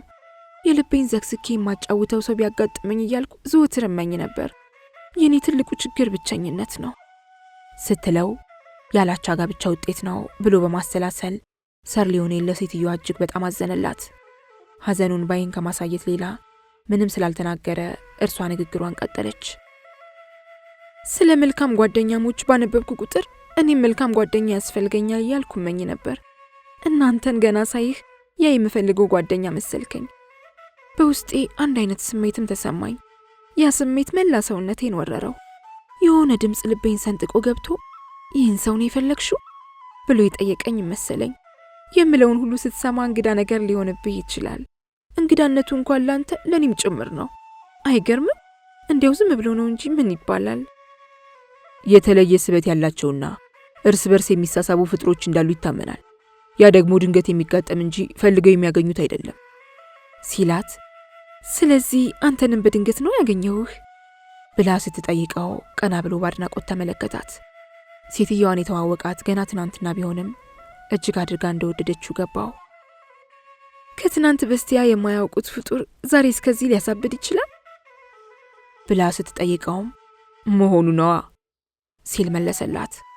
አሁንም ፊቷ ከወትሮ ይበልጥ እጅግ ፈክቶ እንደ ንጋት ኮከብ አበራ። ሰው እጅግ አድርጎ ሲደሰት ደስታው ፊቱ ላይ መታየቱ እውነት ነው። በጣም ነው ደስ ያለኝ አለች በዝግታ። እና ለእውነተኛ ወዳጅና አፍቃሪ ከልብ ውስጥ ጥቂት ስፍራ ይኖርሃል? ለጥያቄዋ መልስ እንዲሆነው ነጻ ሰው አለመሆኑን ማለትም ሚስትና ልጆች እንዳሉ ሊገልጽላት ብሎ ገና አፉን ለመክፈት እንደሞከረ የሆነ ነገር ምላሱን አንቆ ያዘበት። ስለዚህ ሌላ የፈለገውን ሐሳብ መልሶ አጠው። ግርማ ሞገሷ፣ ውሃ የሚያደርግ እይታዋ፣ የድምጿ ልስላሴ፣ ጠቅላላ ቁንጅናዋና ሁኔታዋ ነበሩ ሐሳቡን የሰለቡት። ዳግም የሚስቱና የልጆቹ ጉዳይ ከምላሱ ጫፍ ሳይደርስ ከሆዱ ውስጥ እንደተቀበሩ ቀሩ። የእርሷ ፍዛ ደንግዛይን ሁሉንም ነገር ሸፍኖ ስላጨለመበትና አፉን ብቻ ሳይሆን ያስተሳሰብ ምጥቀቱንም ጨምሮ ስለሰለበበት አጠገቡ ከቆመች ሴት ሐሳብ ሌላ ሁሉም ነገር ከህሊናው ተሰወረ። የህሊና መታወር ይሉሃል ይሄ ነው። በመጨረሻ ከልቤ ውስጥ ጥቂት ባዶ ቦታ ሊኖር ይችላል ሲል እርሷ የተናገረችውን ከደገመ በኋላ ይህን ያህል ከመወደድ ይበልጥ ፈጣሪ ሌላ ምን እንዲሰጠኝ ለምነዋለሁ በማለት ተናገረ። ቪቫንም እጅግ በጣም የዋህ ሴት ስለነበረችና በብርቱ ስሜት ስለተዋጠች ከወደ ኋላ ሊመጣ የሚችለው መጥፎ ነገር ሁሉ ለማየት ተሳናት። እውነተኛ ጓደኛና ወዳጅ በማግኘቴ እንዴት ነው ደስ ያለኝ ብላ በመናገር ቪቫን በይበልጥ አግባባችው። ቪቫን አላት በመቻኮል። እንዴት ብለሽ በአንድ ጊዜ እስከዚህ ልታምኝኝና ልታቀርብኝ እንደቻልሽ ብትገልጭልኝ በጣም ደስ ይለኛል። ማለቴ ከቻልሽና ፍቃድሽ ከሆነ ሲላት ቀና ብላ ያየችው የሞቀ ፈገግታ በግፍ አስታቀፈችው። ቢሆንልኝማ ነግርህ ነበር። እስካሁን ከነገርኩ በተጨማሪ ሌላ የማውቀው ነገር የለኝም። ነገሩ እኔንም ግራ አጋብቶኛል። ገና ሳይ ከልቤ ውስጥ ድምጽ የሰማውና ደውል የተደወለ ነው መሰለኝ። ጨዋታቸው ቀጥሎ ከአትክልቱ ስፍራ እየተዘዋወሩ ብዙ ተጫወቱ። ከጽጌረዳ አበባ መካከል ሲያልፉና የጽጌረዳ ሾክ ሲወጋቸው ግን ሁለቱም አልተሰማቸውም። ምዕራፍ 18 የወዳጅነት ጥንካሬ። ትንሽ ከተማ ውስጥ ወሬ በቀላሉ ይዛመታልና የሊኗ እመቤት ምን አገኘች ሲል የአካባቢው ሰው ሁሉ እርስ በርሱ ተጠያየቀ። በየዕለቱ እያማረባት ነው እንደምትሄደው፣ ትልቅ ለውጥ ነው የሚታይባት፣ ብዙ አትኮራም፣ ብዙ አትዘባነንም። ቢሆንም እንዲያው ብቻ እንደ መኩራትም እንደ መዘባንን የሚያደርጋትና ወዲያው ደግሞ መለስ ትላለች እያለ የአካባቢው ሰው ሁሉ ማውራቱን ቀጠለ። ለማንኛውም በቪቫን ላይ የታየው ለውጥ እውነተኛ ነበር። ልቧን የሞላው ፍቅር ግንባሯ ላይ ጎልቶ ከመታየት አልፎ ተንጸባራቂነቱ ጋር ወጣ። ያጋጠማት መልካም ዕድል አመሏን አለዘበው፣ ግርማ ሞገሷን አሳደገው። ፍቅሯ ገና መጀመሩ ቢሆንም እጅግ በጣም ጣፋጭ ሆኖ ነው ያገኘችው። ፍርሃት የሚላትና ፈራተባ የምትልበት ቀን አልደረሰም። ከፍቅሯ መጣፈጥና ከደስቷ ብዛት የተነሳ የምትሰራው ስራ ኃጢአት ለመሆኑ ጨርሶ አልታያትም። ኑሮን ኖርኩ የሚያሳይ ተስፋ ድንገት ከቸች ስላለላት ዘወትር ከእንቅልፏ ስትነቃ የሚታያት ነገር ቢኖር ሰር ሊዮኔልን መቼና የት ነው የማገኘው የሚል ሆነ። ከዚያ በፊት የዚያን አይነት ስሜት አልነበራትም። ጠዋት ከመኝታዋ ስትነሳ እንደ ወትሮ ማዛጋቷ ቀርቶ ፊቷን በፈገግታ ታስበው ጀመር። ስለ እርሱ ማሰላሰሉ ብቻ ደስታ ይሰጣታል። ከእርሱ ጋር ተገናኝቶ መዳራቱማ ሌላ ነገር ነው የሚያደርጋት። ሺህ ሰው ቢሰበሰብ ለማንም ደንታ ሳይኖራት ሁለቱ በተገናኙ ቁጥር አይን ላይን እየተያዩ ከሰው ርቀው ብቻቸውን መጫወት ከመጠን በላይ ያረካቸዋል። ቁመናው፣ አነጋገሩ፣ አቋቋሙና ፈገግታው ልቧን ስለሚሰልበው የእርሱ ትዝታ የእርሱን አይን ማየት እንደ ማር ይጣፍጣት ጀመር። አብረው በሚሆኑበት ጊዜ ጋሻ መከቷ እንደሆነ ይሰማታል። እጁን ትከሻዋ ላይ ሲያሳርፍማ ዓለምን የጨበጠች ይመስላታል። እጇን ይዞ ከወዲያ ወዲህ ሲል ደግሞ ሲቃ ይዟት የምትይዘውንና የምትጨብጠውን ታጣለች። ሴትዮዋ ምን ነካት ተብሎ ቢጠየቅ አያድርስ ነው ወዳጄ ከማለት ሌላ መልስ ለመስጠት ያስቸግራል። ቪቫን ሰር ሊዮኔልን ካገኘች ጀምሮ ሕይወት ጣመቻት። ቀደም ሲል መጠነኛ የሆነ ወይም ጨርሶ ሕይወት ስላልነበራት መንፈሷ የወደቀ ነበር። አሁን ግን መንፈሷ ተነሳስቷል፣ ስሜቷ ነቅቷል። አንቀላፍቶ የነበረው ልቧ ሸፍቷል። ሆኖም አሁንም ቢሆን ሐቀኛ ምክር የሚለግሳት እውነተኛ ወዳጅ ብታገኝ ከብደቷ ልትመለስና ከጥፋት ልትድን ትችል ነበር። ሰው ስላልነበራት ያም አልሆነም። ቪቫን ባፈጣጠሯ መልካም ሴት ስለነበረች ፈሪሃ እግዚአብሔር ያደረባትና ለሰው አክብሮት ያላት ሴት ናት። በራሷ ፍቃድ ከስህተት ላይ የምትወድቅ አይነት ሴት አልነበረችም። በማንኛውም የፍቅር ታሪክ መጨረሻው የተለያየ ቢሆንም ሲጀምሩት ፍቅር ሁሉ ይጣፍጣል። በቃላት ኃይል ለመግለጽ በሚያዳግት አይነት የእርሷን ፍቅር ካጀማመሩ እጅግ በጣም የጣፈጠ፣ በጣም የለዘበ፣ የላመና እጅግ በጣም የሚያጓጓ ነበር። አሁን ያጋጠማት ፍቅር ከሻለቃውና ከኖራ ፍቅር እጅግ የላቀና የመጠቃ አይነት ሆኖ ነው ያገኘችው። ሌላውን ሰው ምን እንደሚያስደስተው ደረስኩበት። ለካ ሰዎች ደስ ብሏቸው የሚኖሩት የሚወዱት ሰው ስላላቸው ነው። እኔም አሁን የምወደው ሰው ስላለኝ ደስ ብሎኝ ነው የምኖረው እያለች ዘወትር ራሷን ታጽናናለች። ያም የዕለት ተዕለት ሕይወቷና ሐሳቧ ሆነ። ባሏን ሳይሆን ሌላ ወንድ ማፍቀሯ አስነዋሪ መሆኑ አልታያትም። ሌላ ሰው ማፍቀሯ ባሏን ሊያስከፋ እንደሚችልም በውል አልተከሰተላትም። ከተሳሳተ ጎዳና እየገባው ነው የሚለው አመለካከቷም ከአይምሮዋ ውስጥ አልገባም። ፍቅር እውር ነው የሚባለው ለዚህ ሳይሆን ይቀራል። የታወሳት ነገር ቢኖር የባሏን የማይጥም ጨዋታና ፍላጎት ተሸክማ ለረዥም ጊዜ መቀመጧ እንደ ውለታ የሚያስቆጥር ስለሆነ ደግ ሴት ነኝ የሚለው ሐሳብ ብቻ ነበር። ሁለቱ ፍቅረኞች ከአሁኑ ፍቅረኞች ብለን ልንጠራቸው የምንችል ከሆነ እስካሁን በተገናኙ ቁጥር ስለ ጓደኝነት ወይም ስለ ወዳጅነት ያወሩ እንጂ ስለ ፍቅራቸው አንስተው አያውቁም። መቼ እንገናኝ ብለውም ቀጠሮ አይሰጣጡም። በየጊዜው ግን ሁለቱም የሚገናኙበት ዘዴ ስለሚቀይሱ በየምሽቱ አብረው ናቸው። ከናካቴው ሳያውቁትና ሳይገነዘቡት ቀስ በቀስ ከአጉል ወጥመድ ውስጥ ገቡ። በአንድ ምሽት ከአንድ ዝነኛ ከሆነ ቲያትር ቤት ይገናኛሉ። ቪቫን ከቲያትር ቤቱ የኮንሰርት ሙዚቃ ለመስማት ብቻዋን ነበር ሄደችው። ባሏ ቁጭ ብለው ሙዚቃ መስማት ስለማይጥማቸው እርሷ እጅግ አምሮባትና ንግሥት መስላ ነበር ብቻዋን ከቲያትር ቤቱ ሄደችውና ወንበር የያዘችው። ሰር ሊዮኔል ደግሞ ከቲያትር ቤቱ መጥቶ ኖሮ በቀጥታ ከእርሷ ቀጥሎ ወደ ነበረው ባዶ ወንበር ሄዶ ካጠገቧ ቁጭ አለ። ስለ ፍቅር የሚያወሳ ሙዚቃ ፏ ብሎ ቀጠለ። ስለ ፍቅር ጽናት የተደረሰውና ስሜትን ክፉኛ የሚቀሰቅሰው ሙዚቃ ፏ ብሎ አዳራሹን ሲሞላው የእርሷም ልብ በአንድ አይነት ስሜት ካፍ እስከ ገደፉ ተሞልቶ በሐሳብ ነጎደች። ሆኖም አካሏ በአዲስ ሕይወት መሞላቱና በአዲስ ስሜት መዋጡን ስትገነዘብ ነግዶ ከነበረው ሐሳቧ ተመለሰች። ልቧ በደስታና በጭንቀት ስለተዋጠ ግራ ተጋባች። ከዚያች ቲያትር ቤት ውስጥ ነበር የሕይወት ታሪኳን ለሰር ሊዮኔል የዘገዘገችለት። ታሪኳን በተመስጦ አዳመጣት። የነገረችው ታሪክ የሚጣፍጥ ግን የሚያሳዝን ታሪክ ነው የሚል ስሜት ፈጠረበት። ይህን ጊዜ ቪቫን አለ፣ ገና ሳይሽ የስፓኝ ደም እንዳለሽ ጠርጥሬያለሁ። መላው ናቴሽ ሁሉ ከእንግሊዛዊት ሴት ባህሪ የወጣ ነው። ግርማ ሞገስሽና ደም ግባትሽ ልብን ያሸፍታል። እንግሊዛዊትና የእንግሊዛዊት ባህሪ ያላትን ሴት ብቻ ነው የምትወደው ብላ ስትጠይቀው ድምጿ የተሸማቀቀና በስሜት የተጎዳ እንዲሁም በቅናት ነዶ የሚዋትት አይነት ስሜት የነበረው ለመሆኑ ያስታውቅ ነበር።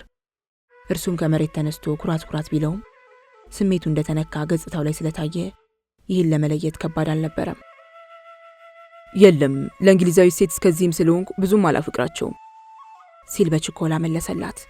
የሰጠው መልስ ከቤት ውስጥ ያለችው ቆንጆዋ ባለቤቱ እንግሊዛዊት መሆኗን አላስተዋለም። ሙዚቃው እንዴት ደስ ይላል! ሰውነት ውስጥ ሰርጎ ገብቶ አንጀት ይበላል አለች። ሙዚቃው አሁንም ፏ ብሎ በመቀጠሉ ቀጥላም ፀሐይ እንደምታውቅ ቅቤ ልብን በሚያቀልጥ እይታ አይኑን እያየች ምን ባደርግ ደስ እንደሚለኝ ታውቃለህ ስትል ጠየቀችው።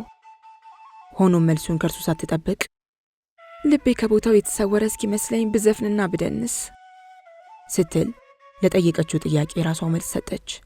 ወዲያው ግን ኩሩና እንደ ንጋት ኮከብ የሚያበሩና የሚፍለቀለቁ አይኖቿ በንባ ተሞሉ።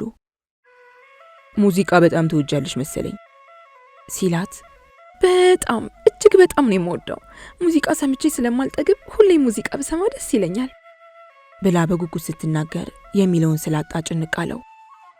አፌ መናገር የሚጀምረውና አንደበቴ የሚፈታው ሙዚቃ ሳዳምጥ ብቻ ነው። ሕይወቴ በጨለማ የተዋጠና በጭንቀት የተሞላ ስለሆነ በሺህ የሚቆጠሩ ሐሳቦች ከጭንቅላቴ ውስጥ ይተረማመሳሉ። ታዲያ ሕይወቴን ይበልጥ አሳዛኝ የሚያደርገው ስለ አንዱ ችግሬ እንኳን የማዋየው ሰው አለማግኘቴ ነው። ሕይወቴ ህልም፣ ምኞቴ ተስፋ የተለየው ባዶ ቀፎ ስለሆነና ችግሬን የማዋየው ሰው ስለሌለኝ ሁሉም ነገር ልቤ ውስጥ ተቀብሮ ነው የሚቀረው። ምኞቴና ተስፋዬ ሁሉ በመሟጠጡ ኑሮ እየከበደኝ ሄዶ ልቤን ሲያቆስለው ከጭንቀቴ ለመገላገል የልቤን ገልጬ የምነግረው ሰው ቢኖረኝ መልካም ነበር። ጭንቀቴና ታሪኬ ያሳዝኖት በተመስጦ የሚሰማኝ ሰው ነው ያጣሁት። ከተጨነቀ ሕይወት ውስጥ ምን እንዳለ ታውቃለህ ስትል በድንገት ጥያቄ ጠየቀችው። የጀመረችውን ሐሳብ አቋርጣ የለም አላውቅም ሲል መለሰላት። ይገርማል ካለች በኋላ እነዚያ የሚያስጨንቁኝና የሚያስደስቱኝ ነገሮች ሁሉ ላንተ እንድነግርህ ተሰባስበው መጥተውልኛል። ቢሆንም ከዚህ በልጥ የሚያስገርመው ግን ላንተ ለመንገር መድፈሬና ለማፈሬ ነው አለችው። አሁንም ስሜት የሚነካውና ልብን የሚመስጠው ሙዚቃ ዝግ ብሎ ቀጠለ። እጁን በእጇ ላይ ጣል ሲያደርግ ንፋስ እንደሚያወዛውዘው ቅጠል መላ ሰውነቷ ተወራጨ፣ ተንቀጠቀጠ። በዚያች ሰዓት መጠንቀቅና ከህልሟ መንቃት ነበረባት። ነገር ግን ፍቅር ወጥመዱን ሲዘረጋ ይህ አይታሰብም።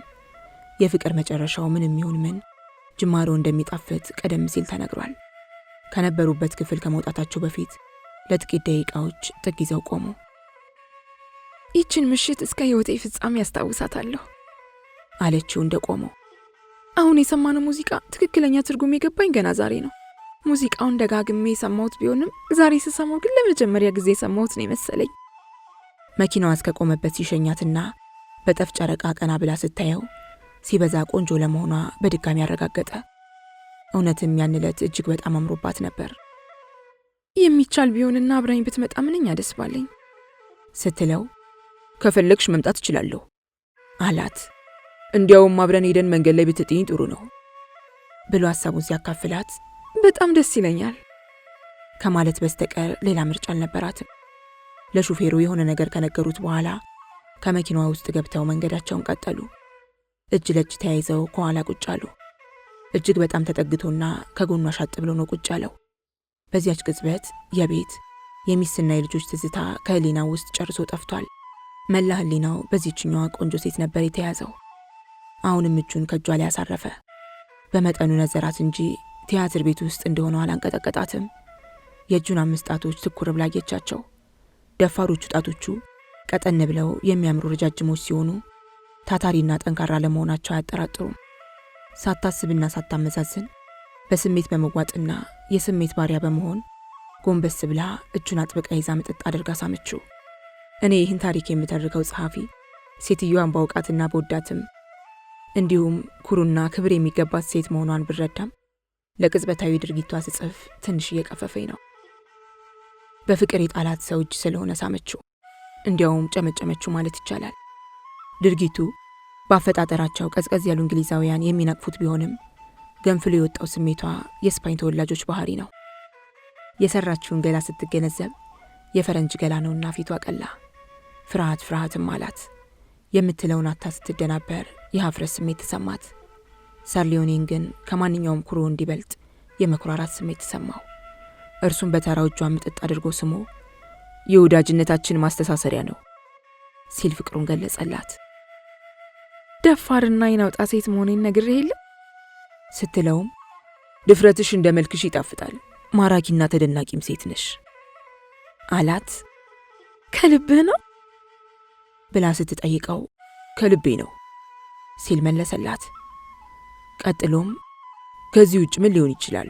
የዋህ ደግና ትሁት የሆንሽ ሴት፣ ቁንጅናሽ ደግሞ ከሴቶች ሁሉ የሚበልጥ ብሎ ሲያሞካሻት ያልከው ሁሉ ያንተ ብቻ ይሆናል አለችው የደስታ ሳቅ እየሳቀች።